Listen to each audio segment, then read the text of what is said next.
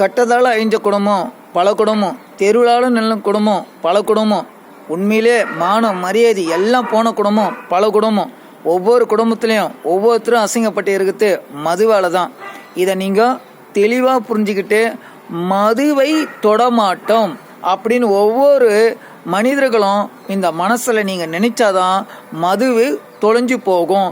இல்லை நாங்கள் அதை தான் வன்முறையாக வச்சிட்ருக்குறோன்னா சத்தியமாக சொல்கிறேங்க, 10,000 கோடி மகாத்மா காந்தி வந்தாலும் இந்த உலக சுதந்திரம் கிடச்சிதுன்னா அசிங்கம்தான். அதேமாரி எத்தனை காமராஜ் வந்தாலும் அவங்களோட பேர் மானம் போயிடும் தான்.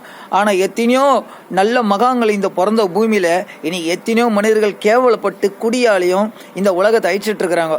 ஆனால் மனிதர்களாக இருக்கிற நீங்களே இந்தமாரி இருந்தால் இந்த நாட்டை யாரும் காப்பாற்றுறதுக்கு யாரும் கை கொடுக்க மாட்டாங்க. படித்த கடவுளே வந்து உங்களெல்லாம் திருத்தணும்னு நினச்சா சத்தியமாக முடியாது. திருடனாக பார்த்து திருந்தால் விட்டால் திருட்ட ஒழிக்க முடியாது. குடிகாரங்களாக இருந்து நீங்கள் திருந்தணும், சத்தியமாக திருந்தணும், வருந்தணும். சாவும் போதுன்னா ஒரு மனுஷன் ஒரே ஒரு சொட்டு கண்ணீரில் கண்ணிலேருந்து தண்ணீர் விடுவானா. ஏன் தெரியுமா? இவ்வளோ நாளும் நம்ம வாழ்ந்த வாழ்க்கை எவ்வளோ கேவலன்ட்டு. நீங்கள் சாவும் போது விட போகிறீங்களா இல்லை வாழும்போது விட போகிறீங்களா? உங்கள் தீர்மானத்தை நீங்களே தீர்மானிச்சுங்க. ஜெய் ஹிந்த். இந்திய தேசத்தை சிந்தனை சமுதாய சீரமைப்பு. ஜெய் ஹிந்த்.